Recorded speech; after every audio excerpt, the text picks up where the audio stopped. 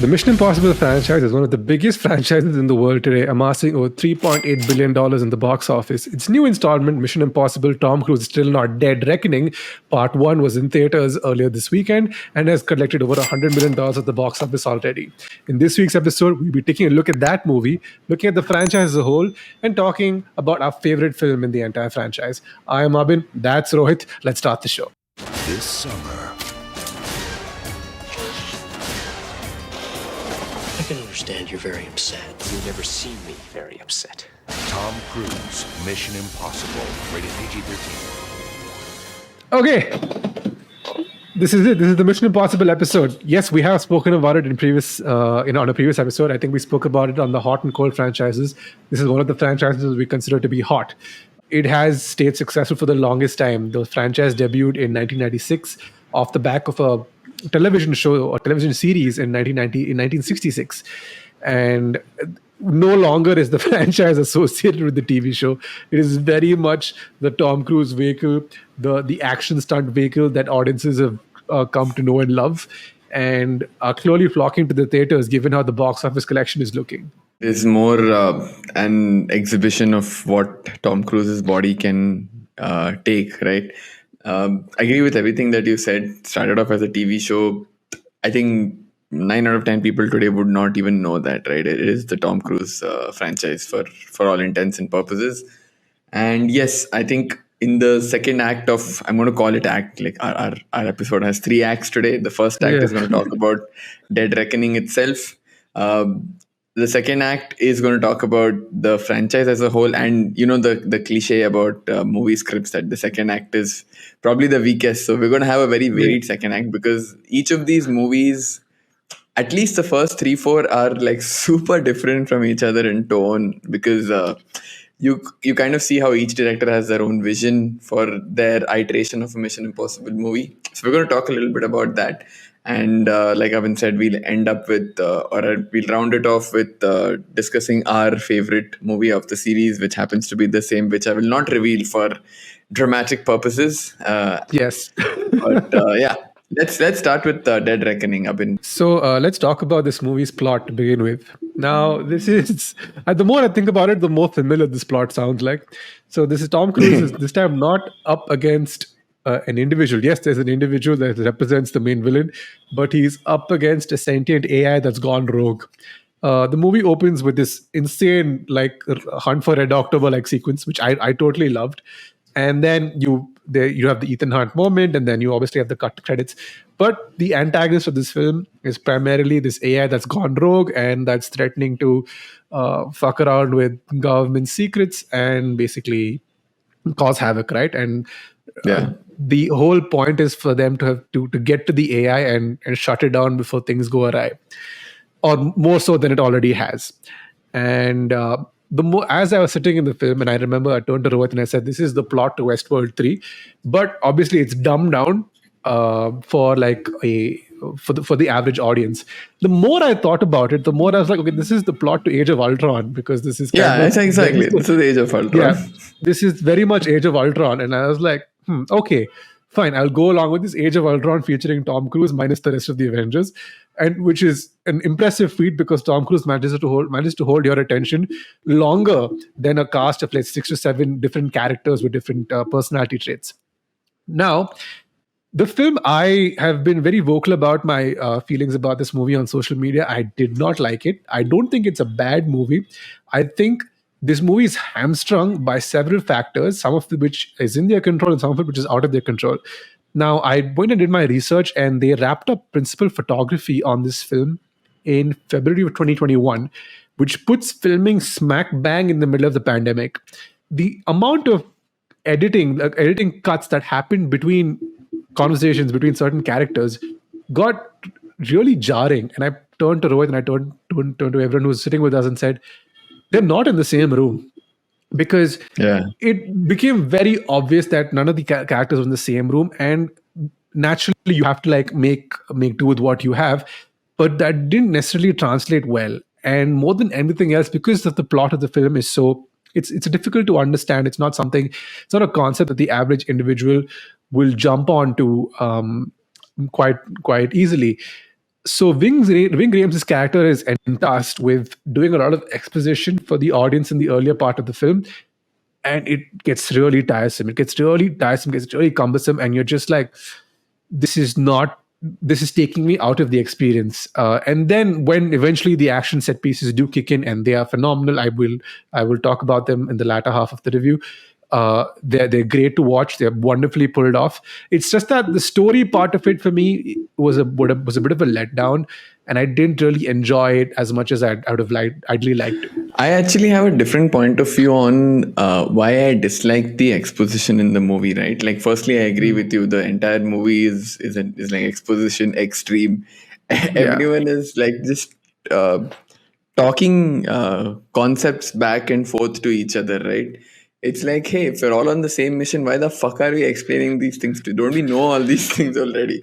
It's like bad exposition when you know it's for the benefit of the audience and it doesn't feel organic in the context of the conversation the characters are having.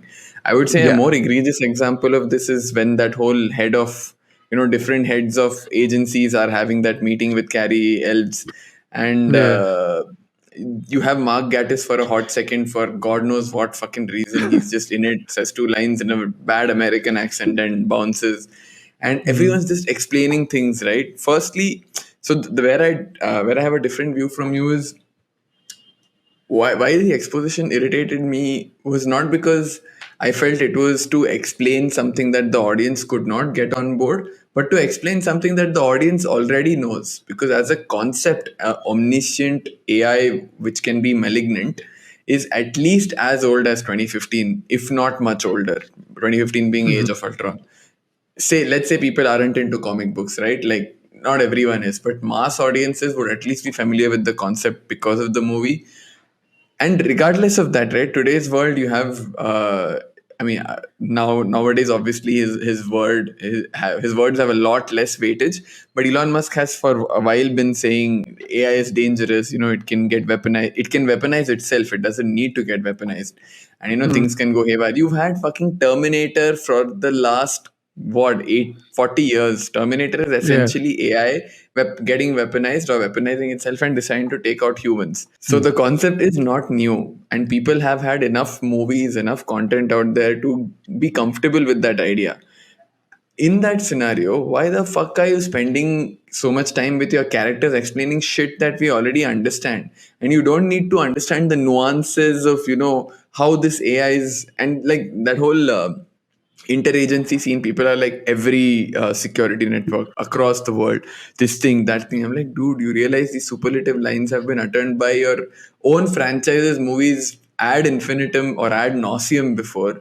Why are you spending time telling us shit we already know? Just fucking get a move on.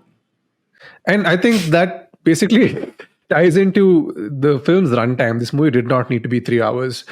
This movie could have been a cool 2 hours, 10 minutes, and it would have been fine. There's a lot of fat that needs trimming that didn't work for me, and I don't think it worked for you either. And as good as the stunts were, because Tom Cruise and Chris McQuarrie, they're a team that obviously want to give us the best experience when you come to a movie theater. You and I watched this together in IMAX, and the set piece sequences were phenomenally filmed.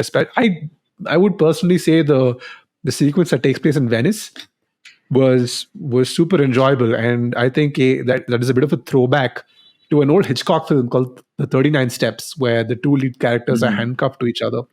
People are chasing us. Yes, they are.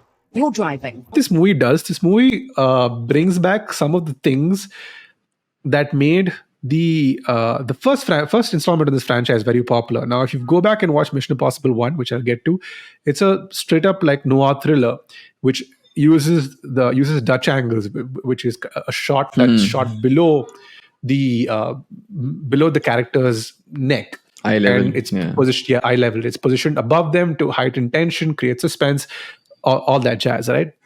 And when used well, it can. Yeah, and this movie has an insane amount of Dutch angles, so much so that it just almost loses all of its relevance halfway through the film. And especially in that nightclub sequence where I'm just like, okay, we don't need to have so many Dutch angles. We get the point. Yes, there's a whole fight sequence on this little bridge that's very reminiscent of the first film. Yes, I know we're paying tribute to it.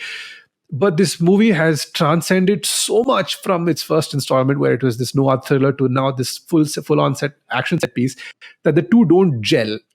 And it got very jarring. It kind of took me out of the movie several times, like I mentioned earlier.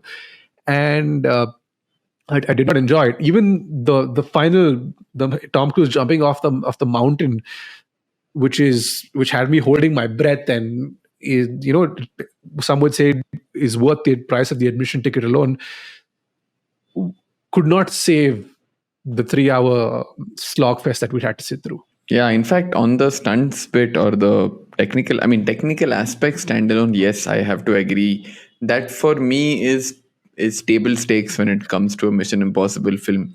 I am not particularly going to be impressed because a Mission Impossible film is technically adept. I mean, that's exactly the reason I came to the theater. Yeah. How are the other things, right? That's what I'm going to judge.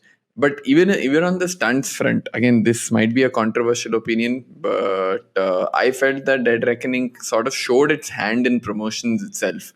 You Yes. shouldn't have made your promotions around your biggest stunt. And I remember there were two big pieces of PR they'd done. The biggest one by far was the cliff jump, which I myself had seen it with 2-3 sets of people. We had played the video when people had come home, and we were, for lack of a better term, chemically altered. We were watching those videos and just laughing about it or whatever, not getting our minds blown. And after that, having watched it on theater, first of all, I knew now he's on a dirt bike. I know at some point he's going to make the jump. And when that jump happened, I remember in the theaters, everyone got silent and then started whooping. But I was just like, yeah, okay. So, I mean, it happened. Cool. This was supposed to happen. Yeah. And the other big PR piece, which they released a little closer to the movie, was the train fight, where they showed how they created or constructed an entire train, which they eventually destroyed because nobody was giving them a random train to just destroy. So I remember watching that video as well. And those were the two highlights. The Venice sequence or the Rome sequence, I forgot which city, because they were in Rome and Venice. But that sequence was... it was fun to watch, but it wasn't like the big sequence, right? The two big sequences had already played out in PR. So I was like, okay, so you took out all like I didn't have anything to look forward to, so to speak. And even those two, I feel those two big sequences, even if I hadn't known about them, I still feel they were a step down from the ending of Fallout or even Rogue Nation, when he jumps into that whatever whirlpool water tidal where he has to hold his breath and stuff. I feel those two sequences are still superior to anything this movie had. So on the technical front, I would still put this 1 or 2 rungs below Fallout and Rogue Nation. Also, shout out to Shia Begum and whoever that black dude with him was. I felt they were great comic foil, because all they did throughout the film was just arrive at the scene like 2 minutes later than they should have, right? So yeah, it was. I got massive Thompson and Thompson vibes from the two of them. It felt like exactly. It felt like I was like, okay, so you are this universe's Thompson and Thompson. Like every time you get and then they become friends in the end, and just like, oh, okay, so definitely Thompson and Thompson. Like by the 6th or 7th time when they're late, I was just, whenever I just saw their faces, I started laughing. I was like, I can't take this, dude. These guys are nincompoops. And what made it funnier was that their introduction was super badass. Like they're skydiving out of a plane. They're in Rangers uniform, and he's giving some instructions, shoot to kill this. And I'm like, you guys are bumbling idiots. Shut the fuck up. So that was fun. But like I said, speaking a little bit more about the points that you raised that you didn't like, is firstly, I felt Ving Rhames and Simon Pegg, who have been mainstays throughout the entire franchise, have never been as underutilized as they were in this film. Yeah. In any other Mission Impossible film. I mean, Ving Rhames was essentially a loudspeaker, just propagandizing the themes of the film. Exposition. Yeah. And honestly, what was Simon Pegg in the movie for? Even if he was entirely eliminated, it would have made no difference to the plot. His whole what I remember of the movie, his whole role in the film was just to say, "Hey, we were to ensure that uh, they in a very serendipitous manner end up coming to the rescue of Tom Cruise at crucial moments." He's just like Yeah. orchestrating these impossibly perfectly timed rescues and interventions and stuff, but very little dialogue, no screen presence. So that is something I hold against this movie. They didn't utilize the two of them. So similarly, Ilsa Faust, we won't get into spoiler territory as to what the film does with her character, but again, I feel they could have done a lot more, or they could have done a lot better with her character. Apart from that, coming to the core tone of the film, where the bulk, or which is at the very heart of my issue with this film, it feels super corny, it feels super Bollywoody, in the Yeah. worst sense. Character, when you have lines which are meant to elicit applause or meant to elicit engagement from the crowd, they are not good lines. They're not organic to the screenplay. Yeah. These lines are shoehorned. Like, I remember twice or thrice in the movie, some character was saying, "If you choose to accept, if you choose to," I'm like, dude, why the fuck are you saying that line again and again? I know it's part of the star. I mean, every Yeah. this thing it starts. Should you choose to accept? But don't draw attention to it like this. It just felt weird. Don't run it into the ground, basically. Yeah, don't run it into the ground. And even character motivations, I felt were very weird. There's this one scene where Tom Cruise says something about, "Hey, I won't put a person's life in danger." Just before the Venice bridge scene, where Yeah. essentially says you have to pick between. Right, I won't Yeah. get Yeah. into spoilers again, but Ethan Hunt says, "No, I won't do that," and he walks out of the room. And then Ilsa joins him on the balcony, says I even forgot the line, and immediately he's like, "Yeah, I'm okay with it." I'm like, what? Like, so random. Yeah, it definitely felt like parts of this film were rushed and were clunkily put together. There's a lot Yeah. of video game references in this movie now. Like, it opens up in the Arabian desert uh, with Ilsa Faust in this tribute to Big Boss from Metal Gear Solid with the eye patch and the desert outfits. And the climax of this movie, everyone was raving about it. I too was raving about it back in 2009 when I saw it in Uncharted 2, because this is it. I remember as soon as the train was falling, I was like, "Oh, come on! Are we not doing Uncharted 2 all over again?" We are. We ended up doing Uncharted 2, big chunks of it, and that's the thing, right? Like, I feel as directors, I mean, of course, as part of the gaming community, you're a very small, a very niche audience, and definitely understand that this plays very well to a larger crowd. But personally, that didn't have the sort of impact on me, let's say, as the endings of Fallout, Ghost Protocol, even Mission Impossible 3 for that matter, had on me. So I wasn't the biggest fan of a lot of what this movie did, but would I recommend that you go watch it in the theater? Absolutely, because a lot of these films don't get made enough, and there is and I think you and I are probably in the small minority of people who have not liked it. This movie is currently at 98, 97% on Rotten Tomatoes. It is getting rave reviews from a large audience. So I would always recommend you go check out a film for yourself and form your own opinion on it.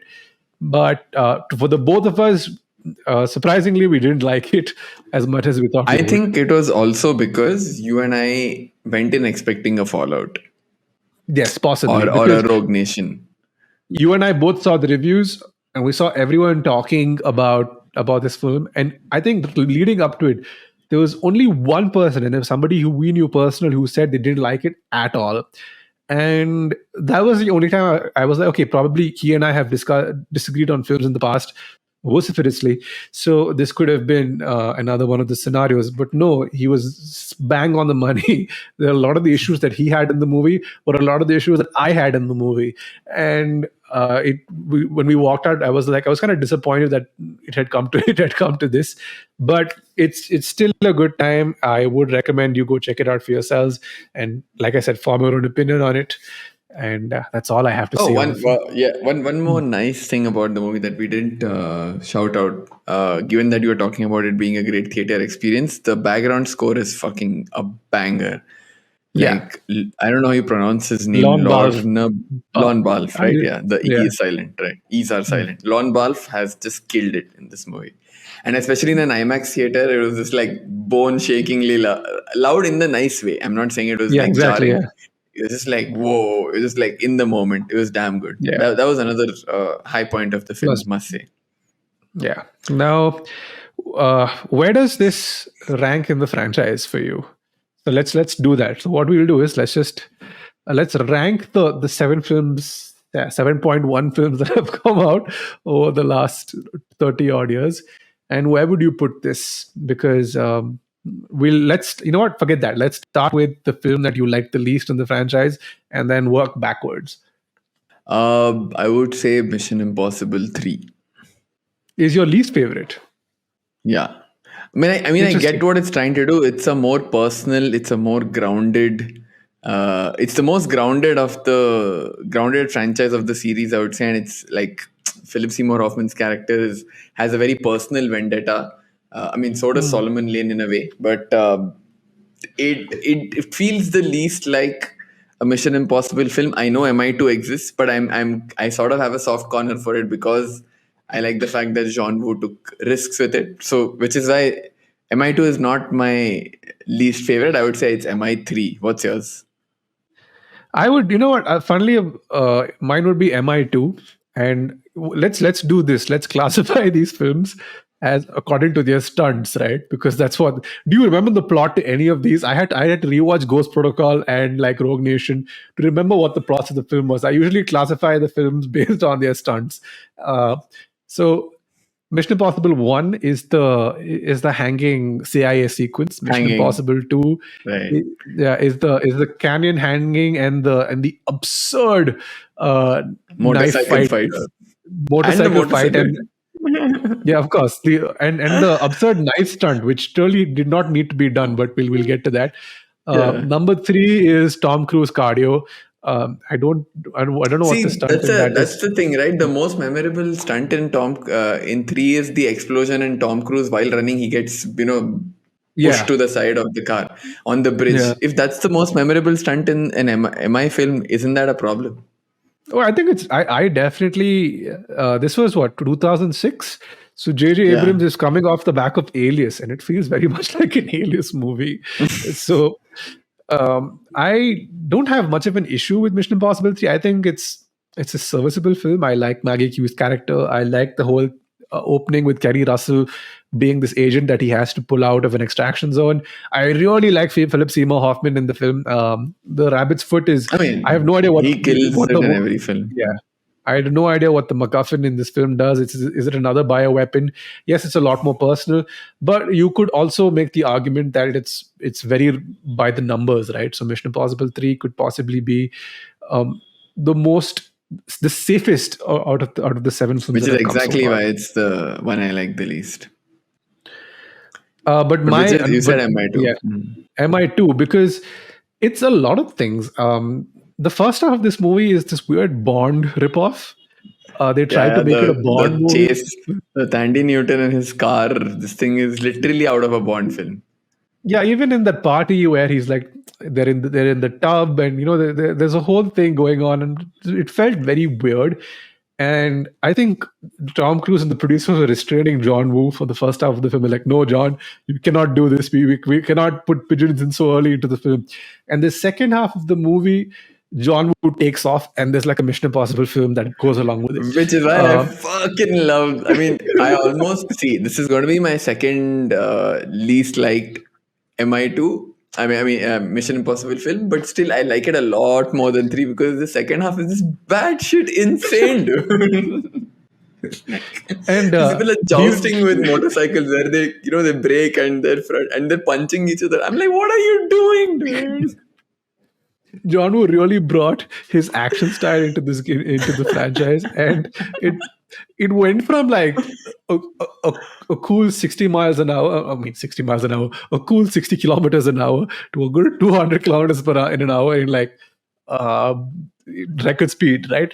So. Yes. And apparently, the final sequence with Dougray Scott, where Tom Cruise and Dougray Scott are wrestling in the mud, and Dougray Scott has a knife in his hand.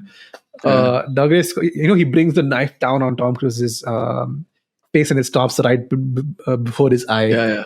So the knife was attached to a cable.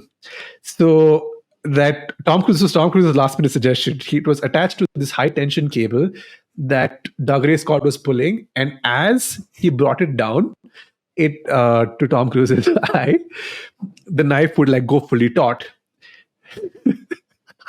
And the cable snapped because... No, it doesn't. It like it. Yeah. I mean, thank God. I thought you were saying something like... No. It was that was the whole thing. It was Tom Cruise was mad even back then, where he said, "I was gonna why don't you just attach a high tension cable so it looks nicer on camera? Why can't you just act? Let's just act and stop." It's that famous Laurence Olivier incident with this guy, right? Dustin Hoffman. I think it was Marathon Man or something, where Dustin Hoffman, before a scene where he has to look tired after running, he actually apparently ran for 40 minutes and then came onto the scene. And apparently Laurence Olivier asked him what happened. He said, "No, I just ran because I wanted to look authentic." Laurence Olivier was like, "Why don't you try acting?" Just like that. Why do you need a high tension cable? Why don't you try acting, dude? Oh my God. Yeah, Mission Impossible 2 for me is, I feel like it's like a time capsule, because if you look very back, 2000s, like it's super 2000s. Yeah. Peak 2000s. Peak. Yeah, it has the long hair. It has the Oakley wraparound shades. It has the Limp Bizkit soundtrack. Yeah, the Limp Bizkit song, which I still listen to this day shamelessly. Take a look around. It's a great song, and it's a great workout song as well. So it's very much a time capsule, but does not always necessarily translate in terms of it being a good watch. It's long too, and you kind of feel the length of the film, and I don't enjoy it as much. So what would be your fifth? I think your fifth would be MI2 in that case, right? No, as in sixth. How many are there? There's seven, no? Seven, sorry. So it would be the sixth. Yeah, my bad. Sixth would be MI2. Your sixth would be MI3 then?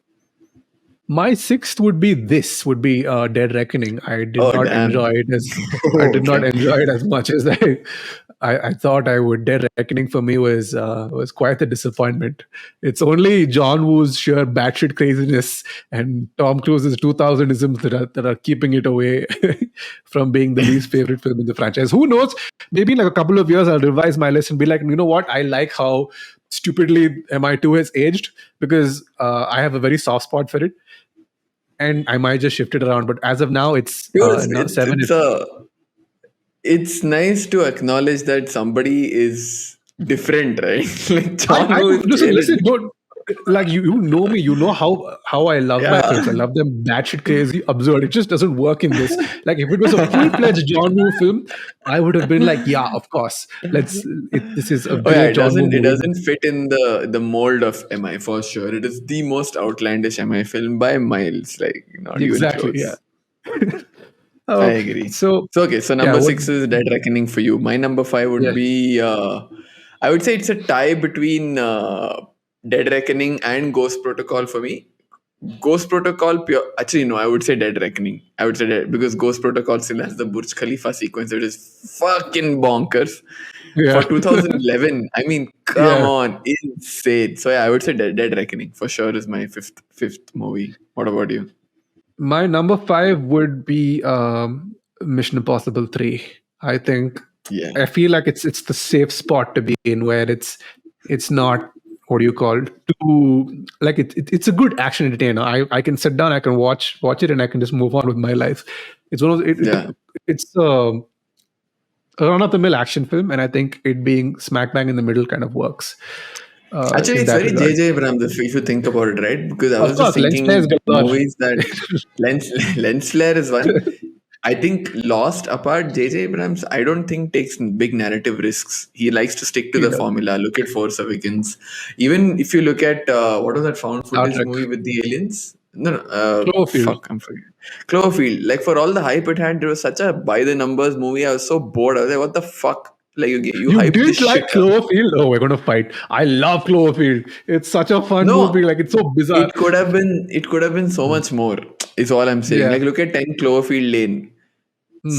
Related premise. Very different. It's a different, Very very different different movie. movie. Very Yeah. different movie. I'm just saying found footage.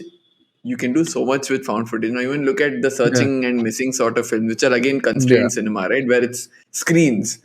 Yes. You can use constrained cinema in such you can leverage the form to tell a story differently. You don't have to pick between form and story, right?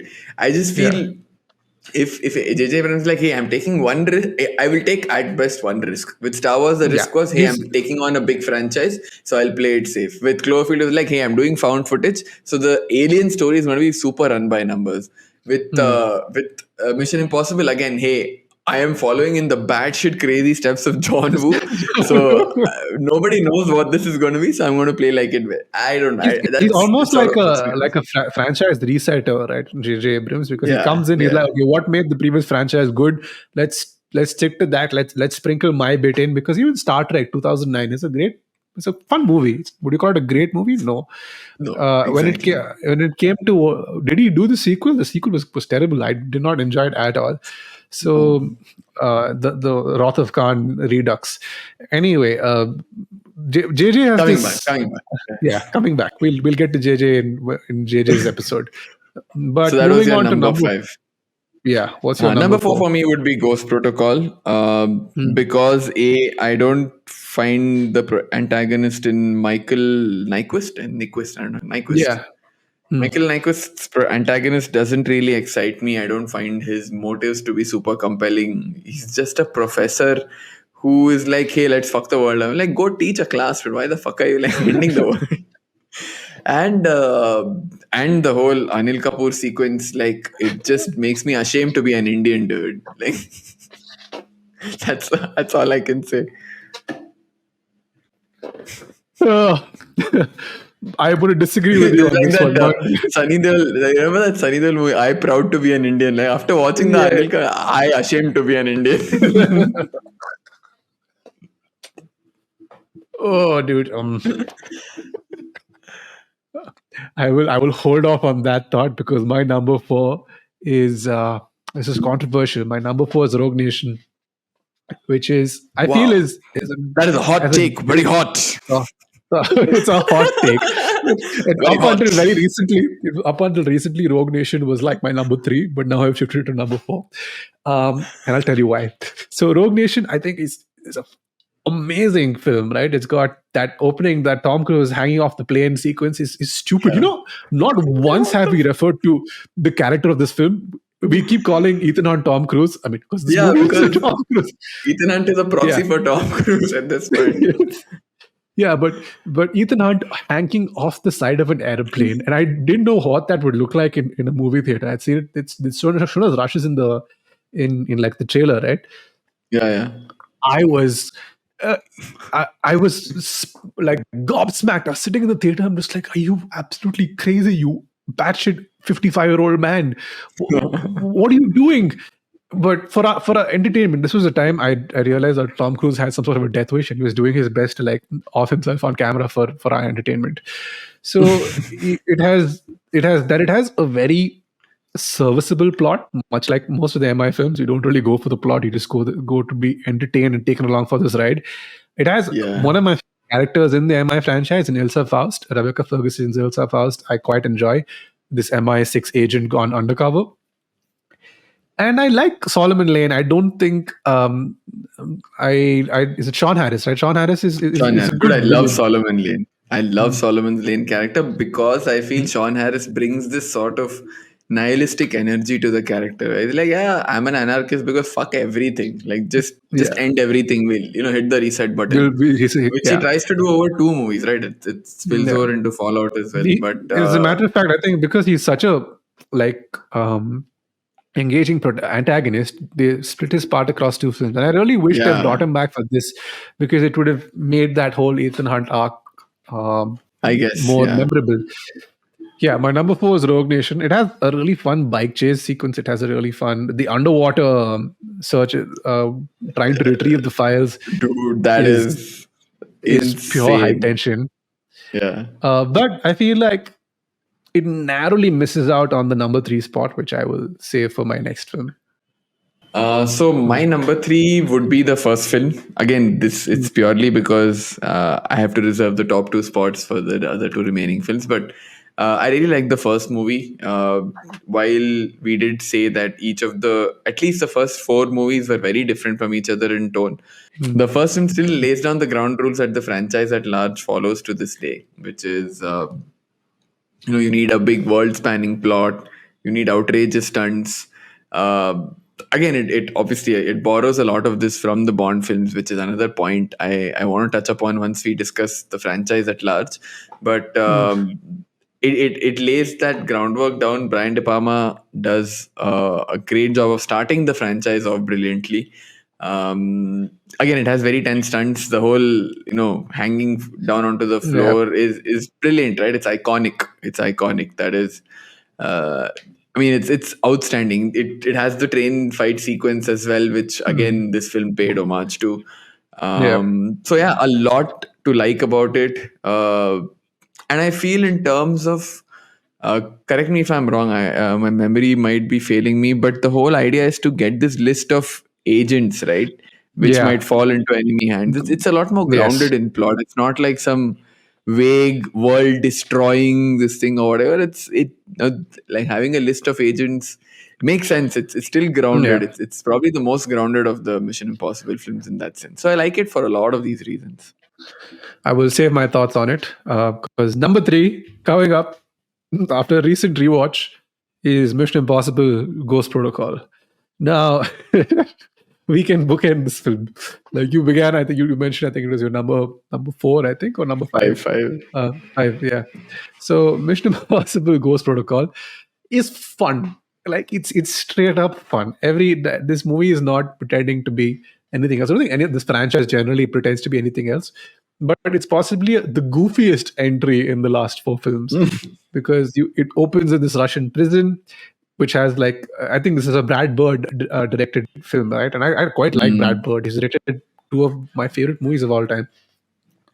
And it's goofy, it's hilarious. It has, for me, I still maintain that the Burj Khalifa climbing sequence is up there in possibly the craziest things Tom Cruise has ever done. All he had was I think he had a cable attached to him, and he was just and the insurance company. There's a little story here. The insurance company refused to insure him if he went ahead and did the Burj Khalifa stunt sequence. So what Tom Cruise did, like any sane individual would, was he fired them and replaced them with a different insurance. Imagine the insurance agents, this thing, right? Whenever he gets a call, say it's like Tom Cruise or Tom Cruise agent, caller ID says that this dude is just going to get a panic attack. Like, what now? What are you going to do this time? What premiums, Tom?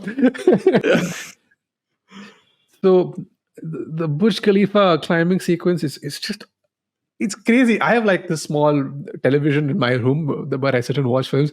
Even I was sitting and watching it the other day, and I was holding my chair as he was climbing up the bloody thing.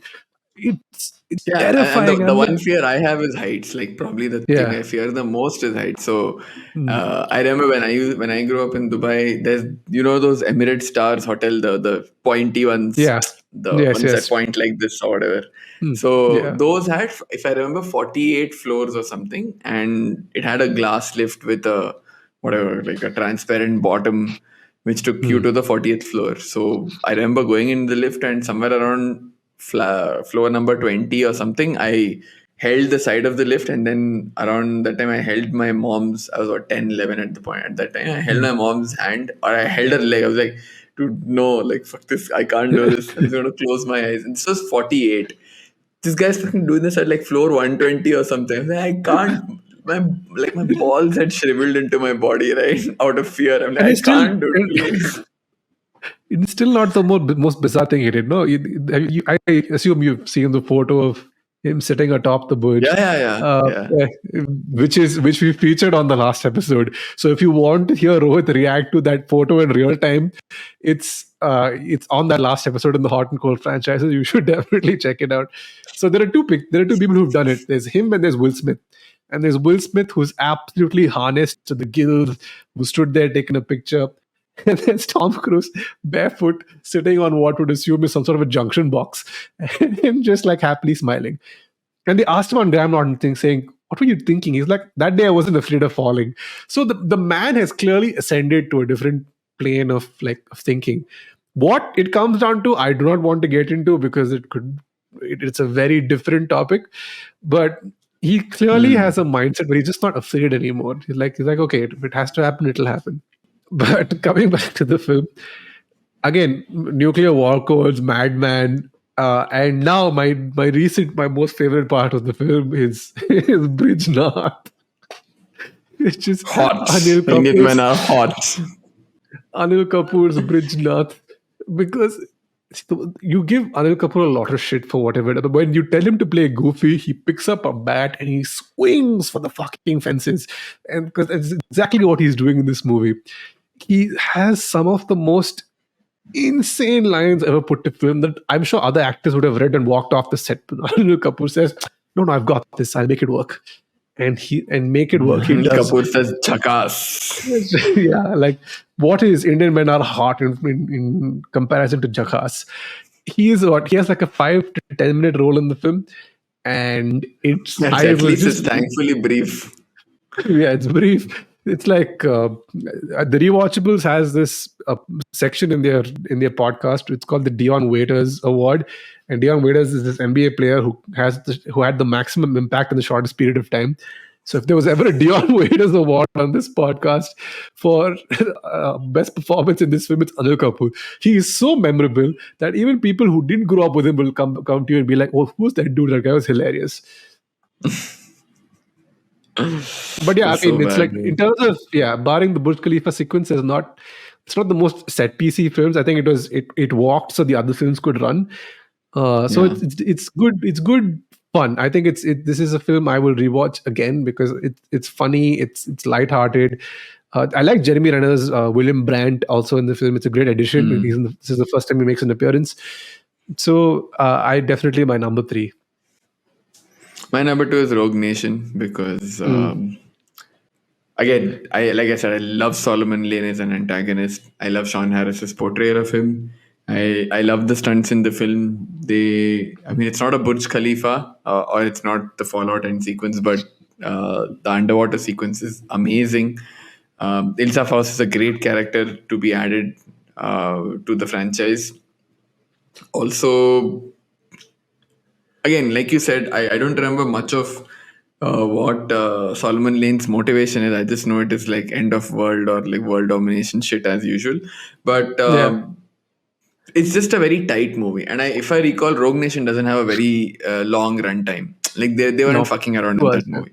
Yeah, it's like, hey, this is the story we're here to tell. We're going to tell and get the hell out of your face. Like we're not going to overstay our welcome. So that's what I like about the movie. It's a good tight watch, and it's got great rewatch value, in my opinion. So again, the way you were saying, right? Mission Impossible 3 it ticks all the boxes. It plays it safe. I would say Rogue Nation ticks all the boxes without playing it safe. It still takes a few risks, which is why I like it. Yeah. No, so that's your number 2, right? My number 2 is the first entry. So I like this film for a lot of reasons, primarily being Brian De Palma, because Brian De Palma takes like an espionage spy show and turns it into this, like I said, this noir dark film with Dutch angles, and it's almost like a Hitchcockian take on the spy genre. And Brian De Palma's famous for this, right? He was considered Hitchcock light. He's made a series of films in the 80s that are all Hitchcock inspired. If you haven't watched them, I highly recommend that you do, because the films primarily being Dressed to Kill has probably not aged so well, but still a good fun watch. Blowout starring John Travolta, a lot of fun. And Body Double. Body Double and Blowout are 2 of my favorite Brian De Palma films. And of course, I'm not even talking about The Untouchables or even Scarface. What a decade the 80s were for Brian De Palma. So And I think this is a point in Tom Cruise's career where he's choosing to work with like top-notch talent. I think this is 3 years removed from Eyes Wide Shut, where he did work with Stanley Kubrick. And he's an action star. I mean, I think he's a movie star. He's very much a movie star at this point. Jerry Maguire has come and gone, and the 90s Days of Thunder, everything has happened. And I think now he wants to envision himself as this action star.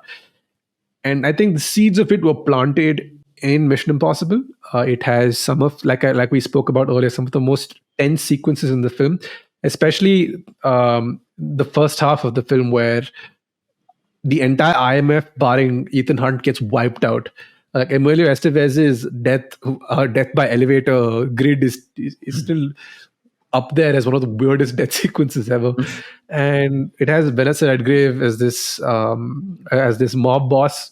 And there are a lot. It's like this motley crew of characters that come together so well. The aquarium sequence, the aquarium restaurant scene where Ethan Hunt is told that he's by Henry Chesney, of all people, who made a comeback in Dead Reckoning. About how everyone is dead and it looks like Ethan's the one responsible for it, and he shoots the aquarium and like the water and then runs out of it. Very memorable sequence. The hanging CIA Langley sequence where his sweat is about to drop and trigger the motion sensors, and he like catches it. It is insane, and it's so good. And as is the final train fight sequence, which is somehow better than the train fight sequence in Dead Reckoning, even though it's like almost 30 years old. I mean, I said it. Ouch. So I think it's a good mystery thriller. I think if you're looking for a film that kind of started it all, it's far removed from its current iterations. And I don't think the current iterations, as much as they try and pay homage to it, will ever go back to that formula. It's still a very entertaining, nice film that you should watch. Yeah. So now, before we go on to the first film, which is the same for Robin and I just want to, like, that's our third act, right? Before we get into that, just want to talk about a couple of points about the franchise as a whole. These are just observations I was making when I was thinking about. I was just kind of, ruminating on the franchise before we started the recording. One thing I realized about, obviously, I mean, getting the obvious things out of the way, the Mission Impossible franchise sort of took the baton from the Bond films and said, hey, you had your time in the 70s and 80s. I'll take it from here, right? Now, I will be the franchise that you should have been. Yes, Daniel Craig has revitalized the franchise, and it has made it a lot more relevant. But it was like the Bond franchise was in danger of being super irrelevant. I mean, think about the fact that MI2 and Die Another Day came out in the same year, and they are like polar opposites in terms of tone, in terms of stakes, in terms of how they treat their female characters. It's like MI2 is a lot less misogynistic. It's just very different, right? I'm glad the Bond franchise sort of got a reboot with Daniel Craig. That said, the franchise has now got its own place. It's cemented it. It does a lot of the things Bond film does, but with its own unique spin. So I really like that about the franchise. The other thing I wanted to ask you about, which you might have a little bit more to say than I do, a lot of its plots have a very video gamey aspect, in the sense that, in video games, how it's like, hey, in order, so what you need is like nuclear code. I need to turn on some generator. To turn on the generator, I need to go open some door. To open some door, I need some key. So first you got to find the key, then you got to open the door, and then after opening the door, you start the generator to open some altogether. MI has a lot of that in many places. It's like the end goal is like far away. There are like pre-goals or sub-goals, which become standalone action sequences in the film. I don't know. I thought it was interesting. It could be frustrating at times, but most times they do manage to pull it off. And I felt for some time that the Mission Impossible franchise is a mix of Bond meets video games, in terms of you have the action parts of the Bond franchise, not necessarily the character, because the actor has surpass the character. Yes, we look at Daniel Craig and we also see James Bond. There's the duality. You see the character and the actor. And Ethan Hunt, because Tom Cruise is such a huge persona, there's not a lot to the main character. There's no Yeah. trait. His trait is he doesn't have a plan. He'll figure it out as he goes along. That's the one thing That sounds and like Tom Cruise. yeah, and he he always is very loyal to his friends and to the people he cares about. That's Tom Cruise, and he never gives up. That's his thing, right? Bond, I think, is a little Yeah. more layered. Yeah. And the video game action sequences, I think you need to give Chris McQuarrie a video game entity because he kind of knows how to do it. The films don't try to pretend to be anything highbrow. They're very straightforward. They're like, okay, we will address plot point 1, subplot point 1, move into subplot point 2, and ultimately all of these things will come together and in one big beautiful climax where it's a visual treat and a jaw-dropping spectacle for all. So I agree that it's like a video game done right, and I don't know if that's a criticism or if it's a compliment. I would definitely put it in the latter basket. Yeah, I mean, I didn't know. Even I didn't have any either or. I just like, hey, it's an observation I've made. I thought you would have. I like you did. You had more insight on it. Last bit, one bit of trivia before we jump into talking about our favorite MI film. This is something I was telling you after the movie in the parking lot as well. So a month or so back, I had set a quiz as part of which, when I was doing research, I found this funda out, which is that so the Morse code, for those of you who may or may not know, Morse code essentially represents letters using a mix of dots and dashes, right? So the Morse code for M is dash dash, and the Morse code for the letter I is dot dot. So when you write MI in Morse and you read it out, it goes dash dash dot dot. So that's where the composer for the TV show Lalo Schifrin got the idea. He built off of that, of the Morse code for MI. That's where you get the tan, tan, tan, tan, tan. That's where you get the iconic That MI when theme you from. yeah that piece of trivia blew my mind when you first told me. And I went back and it incorporates the 5-4 time signatures. I don't it's Yes. the time signatures. Yeah, is that it incorporates is very different compared to the 4x4s and the other ones that are out there. I am no musician. I don't ask me these questions. So, but But this yeah, much of trivia. yeah. Yeah. I just wanted to put it out there. Yeah. All right. So number 1, drum roll. Mission Impossible Fallout. Yes. Directed by Chris McQuarrie. Stars Tom Cruise, Henry Cavill, Henry Simon Cavill's Pegg, arms. Henry Cavill's arms, yes, Ving Rhames, Rebecca Ferguson, and Angela And Bassett. Sean. Yeah. Angela Bassett, Alec Sean Bal- Harris, Alec Baldwin. Alec Baldwin, yeah. So big, huge cast, and once again, this is a film about plutonium cores that are about to be set off, like 2 nuclear blasts are about to be set off in the Himalayas, and you're trying to stop the bad guy from doing so, right? Yeah. This movie's opening pre-credit sequence is my favorite pre-credit sequence in the entire MI franchise. I think second to this is the first film where, because you don't know what's happening, the first film plays this really long tense sequence that then turns out to be a setup, and I think McQuarrie kind of pays tribute to it in this, where they're interrogating the scientist about nuclear cores, and he thinks like, and on television you can see like nuclear bomb blasts have occurred, and they get him to confess, and the walls drop. Which is a very MI thing, isn't it? Like, yeah. And Simon Pegg walks in as Wolf Blitzer. So it's a very weird, bizarre sequence that I absolutely adore, and it sets the tone for what I think is not just the greatest film in this franchise, but one of the greatest action movies I have ever seen.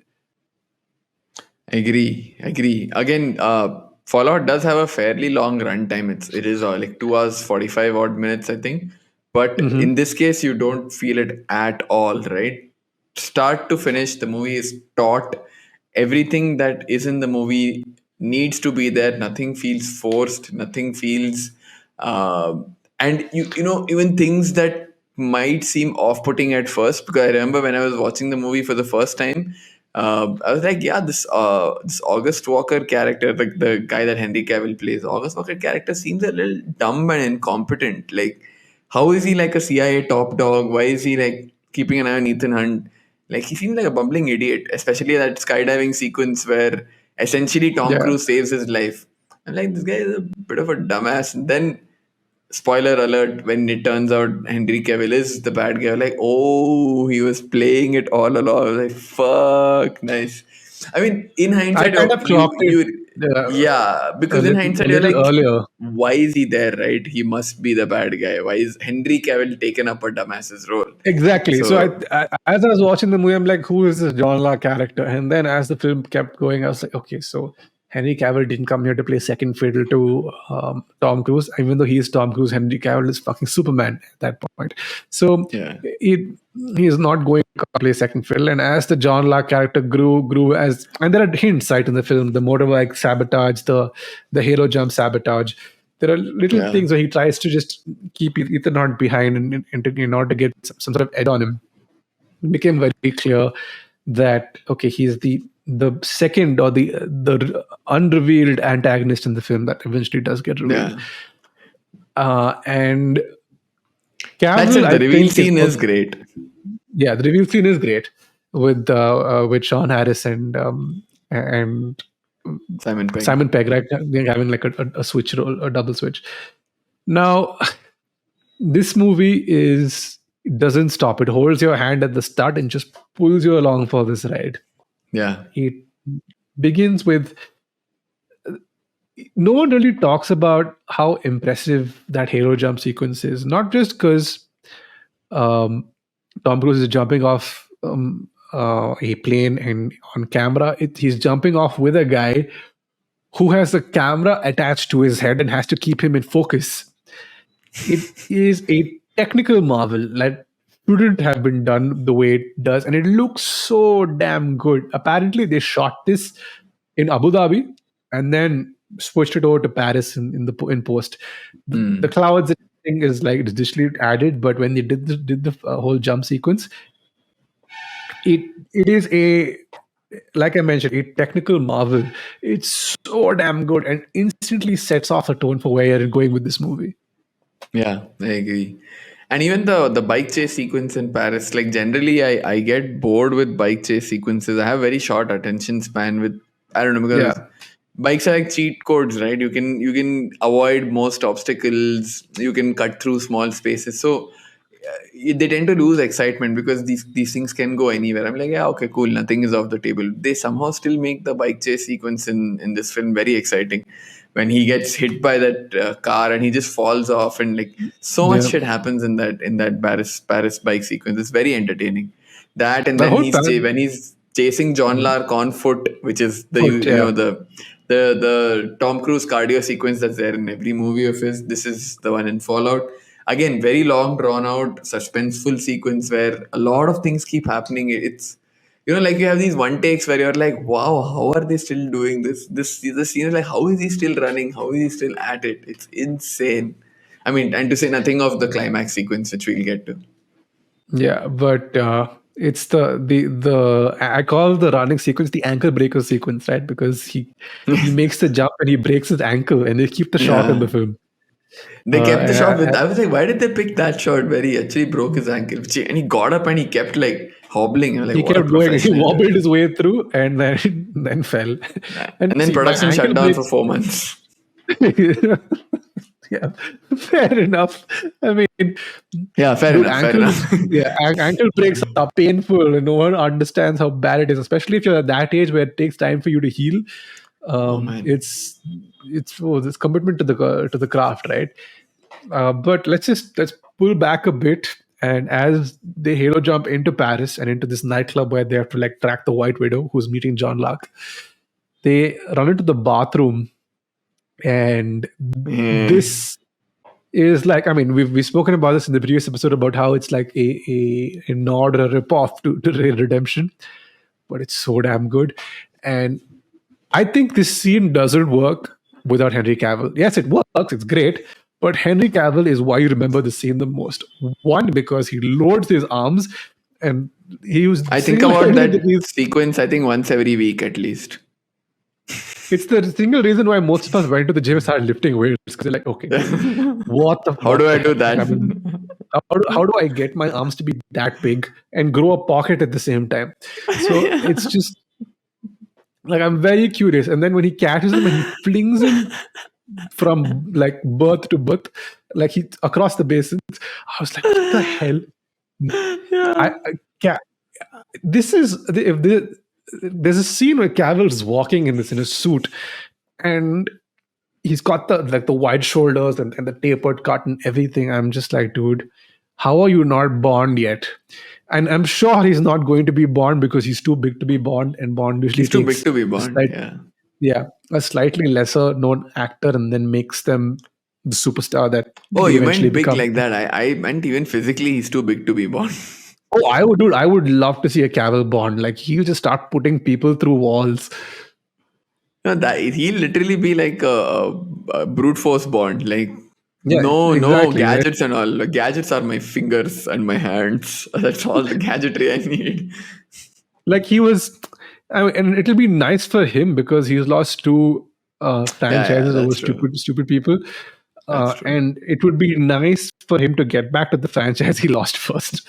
So That's true. it was ultimately him and Daniel Craig, right? And Craig was the one that eventually won because Henry Cavill was too young. But imagine like Henry Cavill's Bond in say like a Goldfinger, right? Where it was Goldfinger where that laser thing is there, no? Like, no, Mr. Bond, I expect you to die. Like, Henry Cavill will be like, haha, fuck that. Just break open his shackles and walk away. I'm Henry Cavill, bitch, shut up. I was Superman, what are you doing? So laser, I have lasers of my own, wait. But he's not only a good-looking dude. Yeah, he's also got great presence. I think that really contributes to his character. Yeah. And how would you describe? I think we've kind of addressed this a bit. But what is the plot of this film? That there are nuclear devices about to be detonated, and no. So I think Solomon Lane continues to play that anarchist fellow. This whole John Lark dude is like this super anarchist. It's like his boss. Yeah. He's even more anarchist. I don't know how you have levels in anarchy, but he's even more anarchist. So John Lark wants to free Solomon Lane, who has been imprisoned at the end of Rogue Nation. And they want to reset the world order. God knows what that means, but they keep talking about resetting the world order. And essentially what that means or that translates to is bombing the water supply, the water source of the Ganga and this thing, two of the largest river systems in the world, so that most people, a big chunk of people, get nuclear fallout, and I guess that helps to reset the world order. I don't know, like, I guess. So I mean, you shouldn't try to like dig deep into too much logic when it comes to MI films, but that's their plan. Ethan Hunt or Tom Cruise is like, I got to stop them. So initially, we don't know who John Lark is. Henry Cavill plays the CIA agent called August Walker, who is like the CIA. They call him a plumber in one scene. Essentially, he cleans up people's messes. He's like he's a fixer. So he is asked by the CIA lady who played by Angela Bassett to sort of keep an eye on Tom Cruise or Ethan Hunt and the IMF, which we haven't addressed the fact it's a fucking ridiculous name, Impossible Mission Force. Can you take a second to think about how bullshit that sounds, right? Impossible Mission Force. So they kind of make fun of it in the Dead Reckoning, in the latest one. So he's keeping an eye on. He's a caretaker for the Impossible Mission Force, and over the course of the movie, you realize he is in fact John Lark, he set Solomon Lane free, and they go off to Nepal, I think, to sort of execute their plan. It's not India; it's Nepal in the story. And then Ethan follows them. Yeah.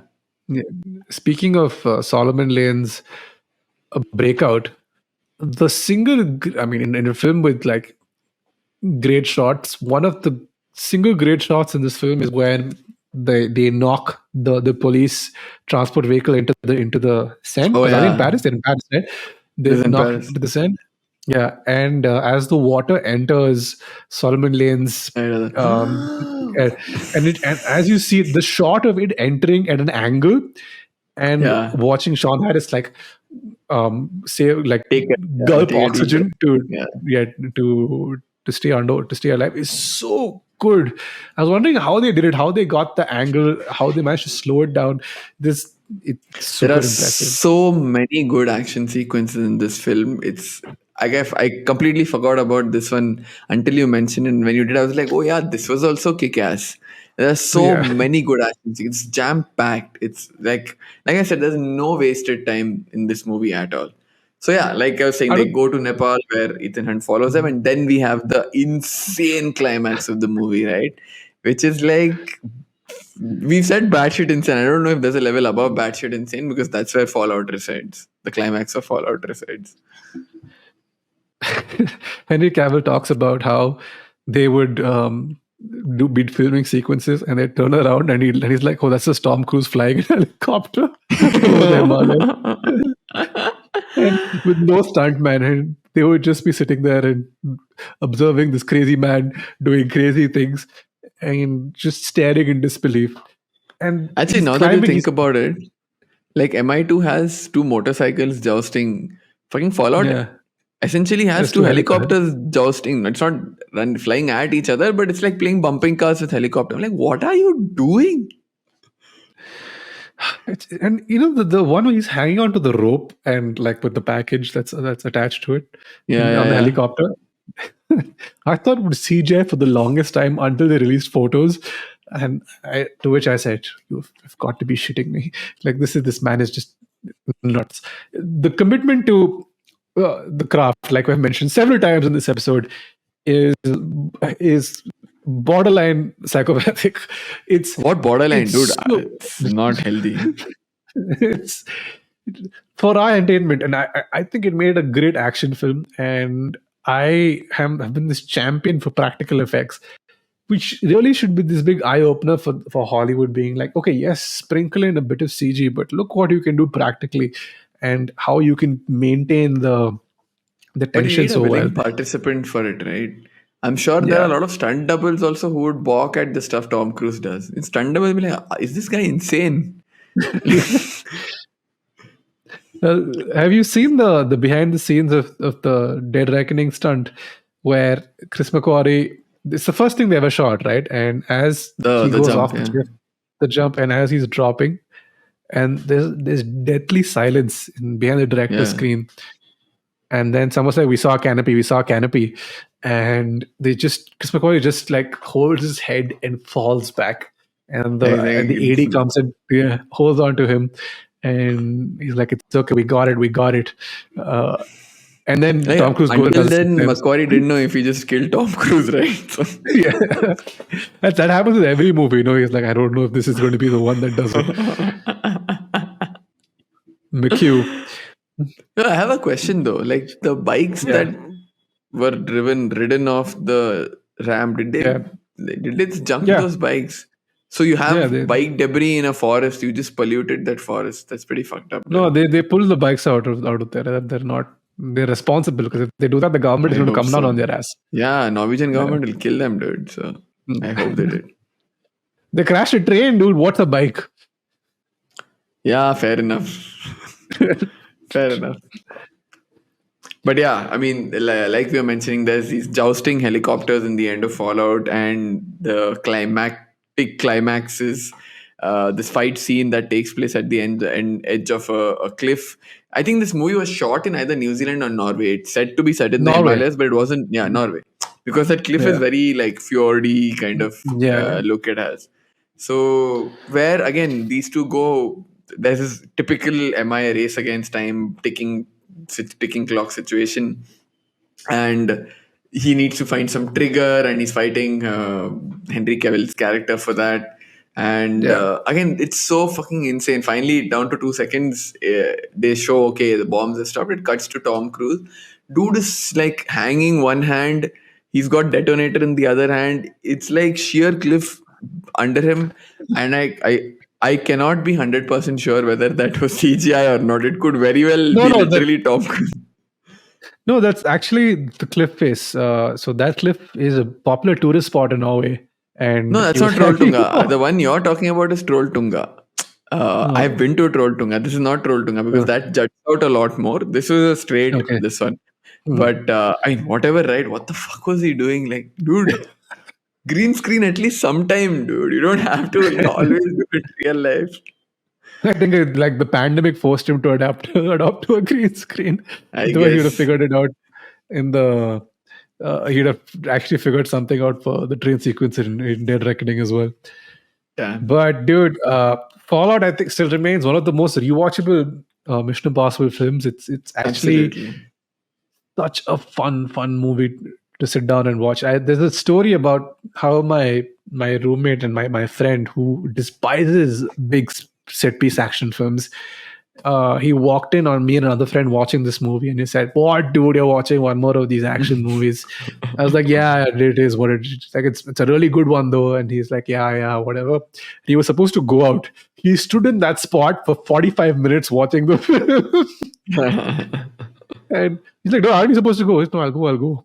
And he waited, and I think finally, when the tension drops just before they go to Kashmir, Nepal, wherever.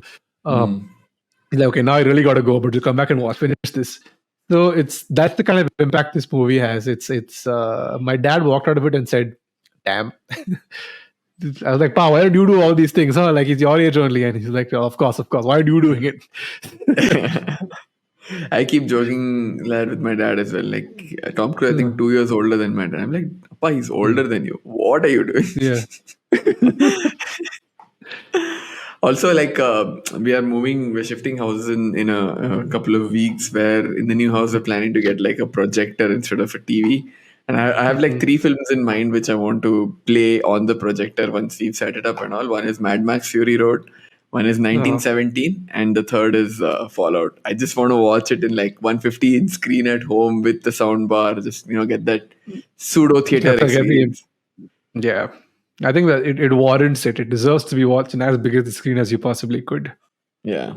But yeah, I think that's it. That's the episode. I know we spent a little time talking about Fallout, but you could consider this to be the Mission Impossible episode because we traversed the length and breadth of the franchise, giving our thoughts on everything we liked and we disliked. But anyway, we'll be back next week. Probably a Nolan film. Let's figure out what the Nolan film is, and we can do that. we'll see you soon. Bye-bye.